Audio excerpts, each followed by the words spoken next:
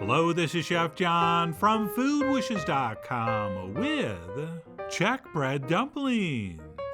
That's right, I am very excited to be showing you my take on Knedlíky, which may or may not be exactly how it's pronounced. But no matter how it's said, this recipe is easy, fun to make, and incredibly comforting. And if you're a fan of dumplings, especially ones that are extraordinarily good at soaking up gravy, you are definitely going to want to add these to the rotation. Right, these might not look remarkable, but they truly are. So with that, let's go ahead and get started with this very simple dough, which starts with some very warm milk. Okay, it should basically feel like bath water, like 100, 105 degrees, something like that. And then to that, we will add a little bit of sugar, and please ignore that black speck. That's pepper, I hope. And then we'll also sprinkle over some dry active yeast, which we will let sit and bloom for about 10 minutes, just to make sure it is truly active. And you can tell because little bubbles will form on the surface. And then about 10 minutes later, we'll go ahead and add 1 beaten egg, along with a little bit of salt, which might have actually been the sugar. And I added the salt earlier, which would have explained the piece of black pepper. But you know what? Since this works so well, who cares? And then at this point, we will add the last and most important ingredient, which is the flour, but not just any flour. It's the flour that might remind you of your childhood. Since if you're my age, every one of our parents had this in the pantry, which they probably use to thicken gravies. And what exactly Wonder flour is flour that's been pre-cooked and then dried and ground. And that's really what we want to use to make the best version of these dumplings. And it does look like just regular flour, but it does have a little more of a gritty texture to it. Almost sort of like a semolina.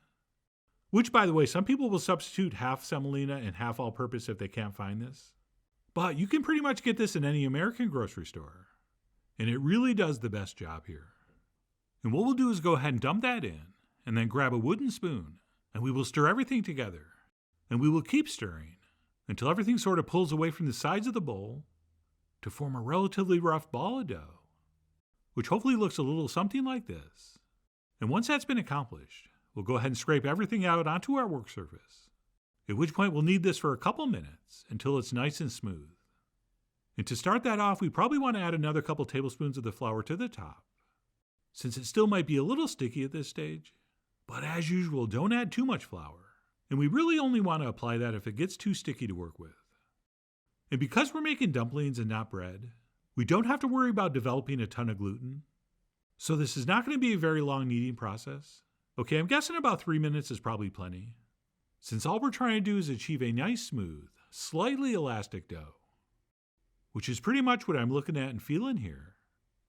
And what we'll do once we've reached that point is transfer that into a lightly oiled bowl, and we'll go ahead and flip that dough around so it's lightly coated, at which point we're going to cover this and let it rise in a warm spot for about 2 hours or until it doubles in size. And if everything goes according to plan, this is what it should look like when it's done. And if we push it with our fingers, the dough deflates and it doesn't try to puff back up. So that is looking good. And we'll go ahead and transfer that back to our work surface. And we'll go ahead and press out all the air, while at the same time form that into a relatively uniform ball. And that's just so it's easy to cut in half into 2 equal pieces. And I'm only going to do one at a time here, so I'm going to pop that other half in the fridge until later. But don't worry, it's going to make an appearance. And then all we have to do here to prep this for the boiling stage is to roll this into a nice even tube, about 2.5 inches wide. Which, by the way, I did way too fast.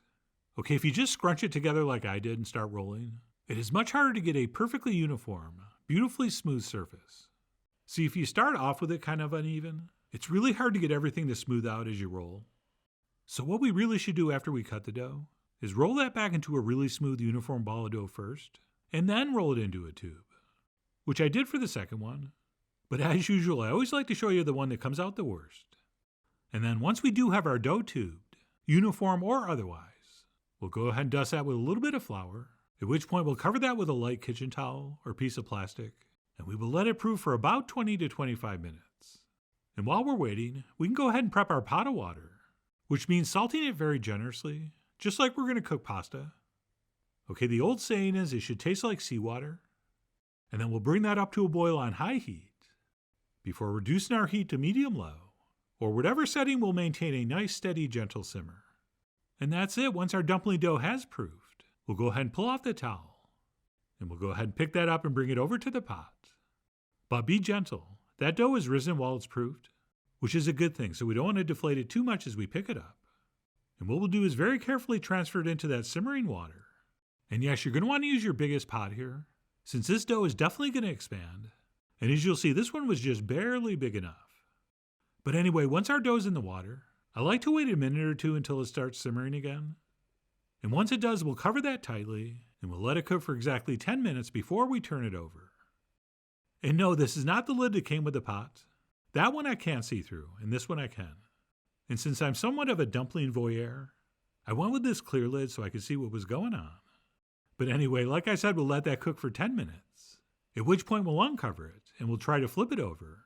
And as promised, that dough really expands, and it was kind of sort of wedged in here, but happily I was still able to turn it, after which I splashed it with some water for no apparent reason. So in addition to making my second dumpling a little smoother, as previously discussed, I will also make it a little shorter so it fits a little better.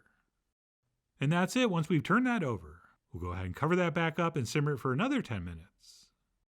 At which point it should be done, and hopefully looking something like this. And you're probably thinking, wait, we hope it looks like that? Well, yes, within reason. And as I flip this over, you're going to see a couple of what I call expansion ruptures. But don't worry, those will happen, and they're fine. Although the smoother you get the surface of your dough, the less pronounced those will be. And the good news is we're not presenting or serving this whole anyway, so really not that big of a deal either way. And what we'll do at this point is carefully fish that out, using a couple spatulas. And we'll place that on a platter and take a look. And right here I'm trying to find the best look inside, and there isn't one. But forget about that provocative, borderline obscene appearance for now. What we need to do as soon as this comes out of the water is take a toothpick or a wooden skewer and give this the old poka all over, which I'm told by my Czech friends releases the steam from the center, which will help give us a better texture. So we will poke that and we'll poke it good. And then I went ahead and turned the platter this way because I just couldn't look at it any longer the other way. But also because it's going to give you a better look at how these dumplings get cut in the traditional manner using a string or thread, which I am now currently demonstrating, which really is the most fun and best way to cut these if they're hot. So we simply slide that string under and then cross over the two ends, and we give it a pull, cutting every 3/4 to an inch or so. And that's it. I'm going to go ahead and toss these on a plate, and then I'll grab a fork and give you some first impressions. And I know it looks exactly like a slice of white bread, but that is not what the texture's like. Okay, it's a little denser and much moister, yet still tender and very, very light. And then as far as the taste goes, the word that comes to mind is unremarkable. Alright, as you might expect, these are very neutral in flavor, which is exactly what we want and need. And I'll show you why right after we slice up a few more. And once your dumpling cools down a little bit, and it's not steaming hot, you can make some nice neat cuts with a knife. Although I have to say I do prefer the string method, since it is just more entertaining. But this does make a neater slice and is probably faster. But either way, once those are cut, we'll go ahead and serve those up, and we will smother those in some kind of sauce or gravy, which ideally comes from a big pot of meat we stewed or braised. And what you're seeing here is a quick gravy I made with some beef scraps that I'm going to top with a few spring onions. And please do yourself a favor and go with 100% coverage with the gravy. Alright, I only put on about half as much as I needed, since I wanted some of the dumplings showing for my contractually obligated pictures. But please hear me when I say, the more gravy you put on, the better. Which is why that unremarkable flavor I talked about earlier is not an issue. Right, these dumplings are supposed to taste like whatever we spoon over them. And the real genius of the Czech bread dumpling is the combination of two characteristics that almost never go together. And that would be something that's moist and absorbent. Okay, I already talked about that moist, tender texture, but thanks to all those thousands of little holes, these things really soak in whatever sauce you serve them with. And if you've never had them before, you really do need to make them to appreciate what I'm talking about. All right, that, my friends, is one of the best gravy dumpling experiences you will ever have in your life. So to say I enjoyed these would be an understatement of epic proportions. Okay, I didn't just eat these. I lost myself in them. Which, if you think about it, is a very bohemian thing to do. Oh, and keep in mind, this was not even the good dumpling. Right, here's what the second one looked like after I cooked it. And as I mentioned, I made a point to make the surface smoother, as well as I didn't make it quite as long, so it fit in the pot a lot better. And while this is still not going to win any beauty pageants, If those are still a thing, which they shouldn't be, it does look slightly less offensive. But I'm not going to cut into this one now. Okay, this one I let cool and wrapped up so I could pull it out the next day to show you how to heat these up. And for their size, it really is amazing how light these are.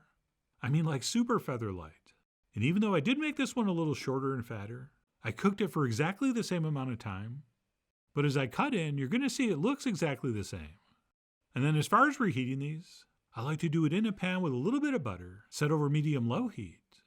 And the one very interesting thing I found about Czech bread dumplings, I did not see any examples of these being fried in butter before they're served.